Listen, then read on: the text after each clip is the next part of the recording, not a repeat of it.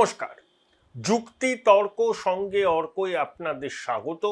আপনাদের সঙ্গে আমি অর্কপ্রভ সরকার। 11ই এপ্রিল প্রধানমন্ত্রী জোরো ব্যাটিং করেছেন বাংলায়।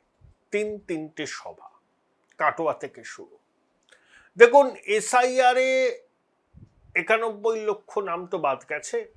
তার মধ্যে পূর্ববঙ্গ থেকে আগত উদ্বাস্তু, মতুয়া সম্প্রদায়, নমশূদ্র সম্প্রদায়ের মানুষদের নামও আছে। এরা বিজেপির সমর্থন করে এসছে, তাদের ক্ষোভ আছে। অনেকে বিজেপির বিরুদ্ধে ভোট দেওয়ার হুঁশিয়ারিও দিয়েছেন। প্রধানমন্ত্রী কিন্তু আজকে শনিবার মানে 11ই এপ্রিল দ্ব্যর্থহীন ভাষায় জানিয়ে দিয়েছেন যে মতুয়া সম্প্রদায়, নমশূদ্র সম্প্রদায়ের মানুষ তারা কিন্তু অনুপ্রবেশকারী নন, তারা শরণার্থী। তারা কিন্তু দিদিমণির করুণায় বেঁচে নেই। তাদের সামনে বৈধ নাগরিক হওয়ার সুবিধা করে দিয়েছে সিটিজেনশিপ অ্যামেন্ডমেন্ট অ্যাক্ট, যে সিএর বিরোধিতায় কি তাণ্ডব করেছিল তৃণমূল। মনে আছে আপনাদের 2019 সালে? 24 সালে লোকসভা নির্বাচনের আগে তো বিধি প্রণয়ন হলো। সুপ্রিম কোর্টের বিচারপতিদের কি অবজারভেশন? একটা ভোটে আপনি নাম হয়তো তুলতে পারলেন না, তার মানে কি এই আপনার নামটা বাদ হয়ে গেল, আপনি অধিকার থেকে বঞ্চিত হলেন? আগামী দিনে নামটা যাতে তুলতে পারেন সেই জন্যই তো ট্রাইব্যুনাল। ওটা তো অনেক চিরস্থায়ী বন্দোবস্ত। এসআইআর সময়ের দাবি। আজকে পরিষ্কার করে একটা জিনিস আমাদের বুঝে নিতে হবে। দেখুন, 58 লক্ষ নাম বাদ যাওয়ার পরে 1,50,00,000কে মোটামুটি নোটিশ পাঠানো হয়েছিল।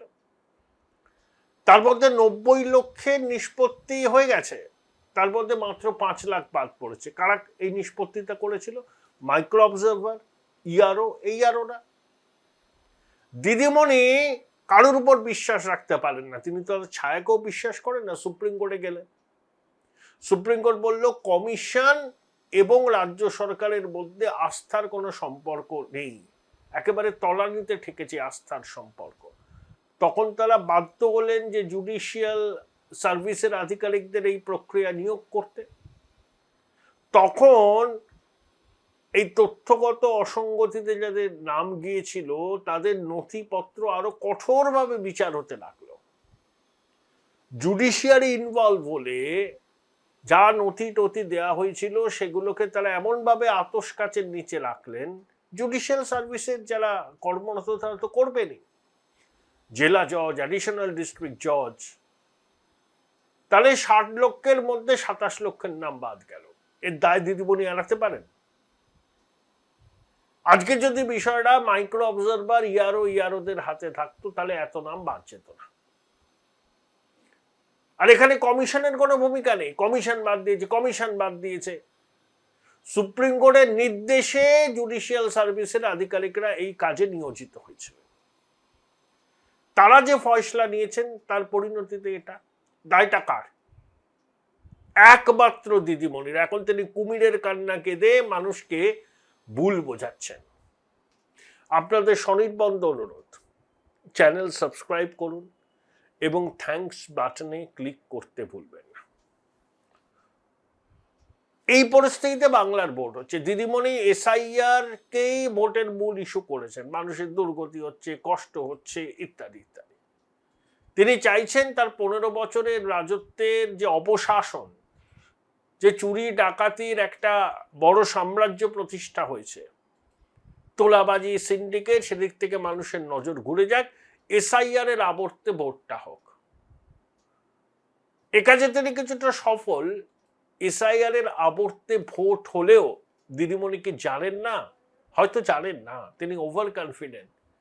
বাংলা জুড়ে পরিবর্তনের তীর করে হাওয়া বইছে, একেবারে চোরাস্রোত, বুঝতে পারবেন না বাইরে থেকে। মানুষের সাথে কথা বলুন, একটা কথাই বলছে, রাজ্যটাকে বাঁচাতে হবে, ভবিষ্যৎ প্রজন্মকে বাঁচাতে হবে। যারা মানে একেবারে ঘোরতর বিজেপি বিরোধী পরিবার, তারাও বলছে না না এবার ক্ষমা ঘেন্না করে ওদের কি দেব, রাজ্যটাকে বাঁচাতে হবে, সন্তানদের ভবিষ্যৎটাকে সুরক্ষিত রাখতে হবে, বিনিয়োগ কর্মসংস্থানের সুযোগ বাড়াতে হবে, অনুপ্রবেশ বন্ধ করতে হবে। এবার আনপ্রেসিডেন্টেড হিন্দু কনসলিডেশন দেখবে বাংলার মানুষ।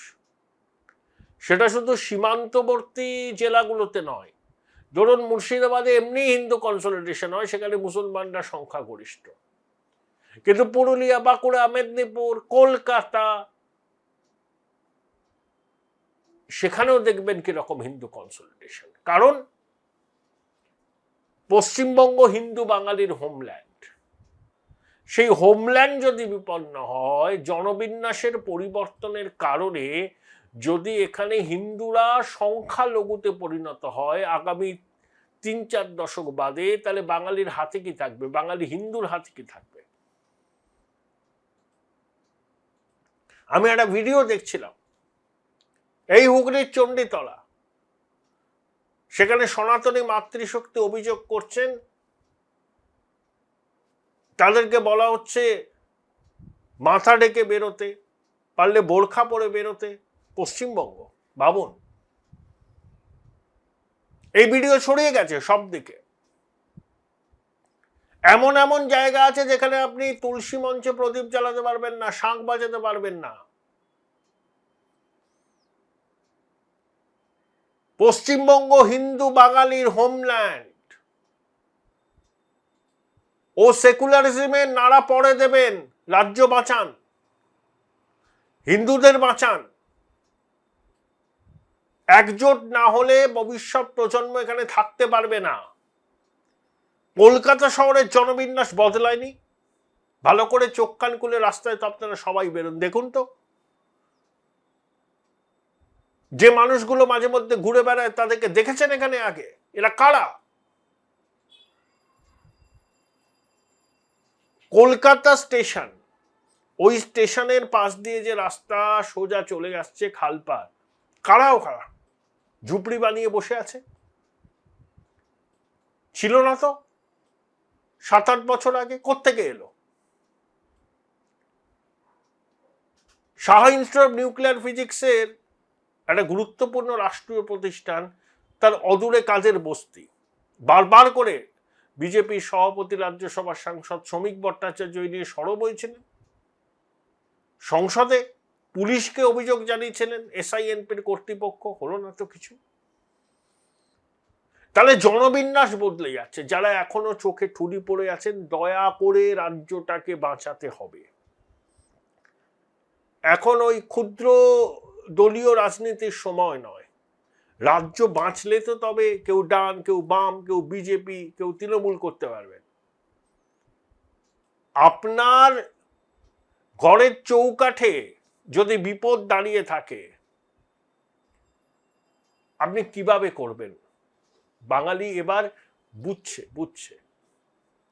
না তা নয়, বুঝছে আরো। এই বোধটাকে নিয়ে আপনারা এবার ভোটের লাইনে দাঁড়াবেন। বা পশ্চিমবঙ্গকে বাঁচতে হবে, হিন্দু বাঙালিকে বাঁচতে হবে। আমাদের ভবিষ্যৎ প্রজন্মের জন্য একটা সুস্থ পশ্চিমবঙ্গ চাই। এখানে জনবিন্যাসের এই অদল বদল আমরা ঘটতে দিতে পারি না। হিন্দু বাঙালির হোমল্যান্ড পশ্চিমবঙ্গ, সেই অস্তিত্বকে টিকিয়ে রাখার দায়িত্ব আমাদের। এই শাসক চোখ কান বুঝে শুধু ভোট ব্যাংক পলিটিক্স করেছে। তোষণকে যে শিল্পের পর্যায়ে নিয়ে গেছে, পশ্চিমবঙ্গের স্বাধীনতা উত্তর ইতিহাসে এই নিদর্শন আর কোথাও নেই। এবারের নির্বাচনটা একটা ক্রান্তিকালে হচ্ছে, পশ্চিমবঙ্গকে বাঁচানোর লড়াই, হিন্দু বাঙালিকে বাঁচানোর লড়াই। অনুপ্রবেশকারী মুক্ত পশ্চিমবঙ্গ চাই। রাষ্ট্রবাদী মুসলমানদের সঙ্গে কারুর কোনো বিরোধ নেই, তারাও আমাদের মতো একই সুবিধা পাবেন, তারাও ভারতবর্ষের নাগরিক। একসঙ্গে কাঁধে কাঁধ মিলিয়ে বিকশিত ভারত গড়ব আমরা, আমাদের পরবর্তী প্রজন্মরা। বোলপুর শহরের কোলাহল থেকে মাত্র 20 মিনিট দূরেই রয়েছে এই সুন্দর রিসর্ট, যেখানে পেয়ে যাবে স্পেশিয়াস আর এস্থেটিক্যালি ডিজাইন রুম। তোমরা যারা গ্রুপে যাও তাদের জন্য আছে কমফোর্টেবল গ্রুপ স্টে অপশন, আর কাপলদের জন্য রয়েছে লাক্সারিয়াস সুইট রুম, তার উপর আবার ফ্ল্যাট 10% অফ। এখানে প্রকৃতির মাঝে তোমরা পেয়ে যাবে একটা সুন্দর সুইমিং পুল, ছোটদের জন্য প্লে এরিয়া আর একটা এস্থেটিক সেলফি কর্নার। প্রপার্টিটা পুরোটাই পেট ফ্রেন্ডলি, আর এখানে আছে অনেক কিউট ছোট ছোট র্যাবিটস। সকালের ব্রেকফাস্ট থেকে ডিনার পর্যন্ত পেয়ে যাবে একদম হোমলি কমফর্ট ফুড, যা এক কথায় অসাধারণ। বেঙ্গলি কুইজাইনের সাথে সাথে পেয়ে যাবে চাইনিজ আর নর্থ ইন্ডিয়ান অপশন। বিকেলে বনফায়ারের আলো, বন্ধুদের সাথে আড্ডা আর খোলা আকাশের নিচে গ্রাম বাংলার হাওয়া, পুরোটাই এক অপরূপ অনুভব। তাহলে বলো তোমরা কবে প্ল্যান করছো এই পিসফুল এসকেপটা? And don't forget to follow Miss Cupcake for more such travel updates. কিন্তু বরিশাল, পাবনা, খুলনা, ঠাকুরগাঁও, ঢাকা, চট্টগ্রাম, সাতক্ষীরা থেকে ঢুকে যাব, বাংলায় কথা বলি, প্রয়োজনে হিন্দু নাম নিয়ে নেব, স্থানীয় দাদারা পরিচয়পত্র তৈরি করে দেবেন, সেই পরিচয়পত্র নিয়ে বলবো আমি ভারতের নাগরিক, ভোট দেব, কাজের বাজারে ঢুকে পড়বো, আর আমাদের দেশের যুবক যুবতীদের কাজের বাজার সংকুচিত হবে। এটা চলতে পারে না, চলতে পারে না। এই নির্বাচনটা আমাদের কাছে স্টালিনগ্রাডের যুদ্ধ। ওই অশুভ শক্তি যারা অনুপ্রবেশকারীদের মদত দিচ্ছে তাদের বিরুদ্ধে আমাদের লড়াই করতে হবে, দলমত নির্বিশেষে।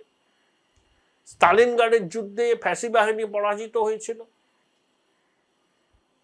লাল ফৌজ জিতেছিল, বামপন্থীদের কাছে একটা বিরাট আবেগের দিন, গৌরবোজ্জ্বল ইতিহাস। এবারের নির্বাচন পশ্চিমবঙ্গে স্টালিনগ্রাডের যুদ্ধ। অনুপ্রবেশকারীদের মদতকারী অশুভ শক্তির বিরুদ্ধে বাংলার বিবেকবান, শুভবুদ্ধি সম্পন্ন মানুষের লড়াই, এবং সে লড়াইয়ে জিতবে বাংলার শুভবুদ্ধি মানুষ সম্পন্ন মানুষ জিতবে, মানে বাংলা জিতবে। দিদিমণি বাংলা জিতবে বাংলা জিতবে বলে যে চিৎকার করছেন, সেই বাংলা নয়।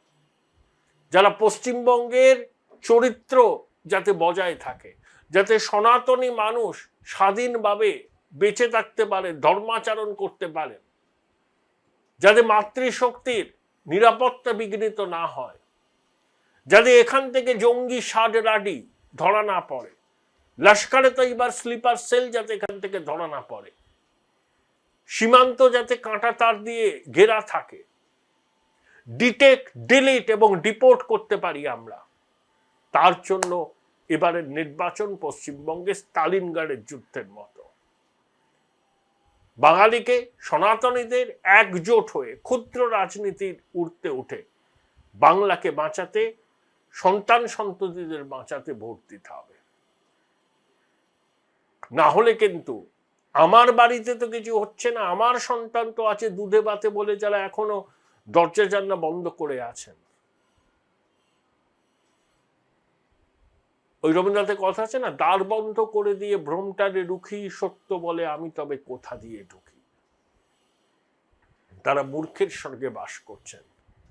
3 দশকও লাগবে না, তখন এই পশ্চিমবঙ্গে নিজেরা সংখ্যালঘুতে পরিণত হবে। এটাকে বিবেচনায় রেখে, মাথায় রেখে 23শে এপ্রিল এবং 29শে এপ্রিল আপনাদের গণতান্ত্রিক অধিকার প্রয়োগ করবেন।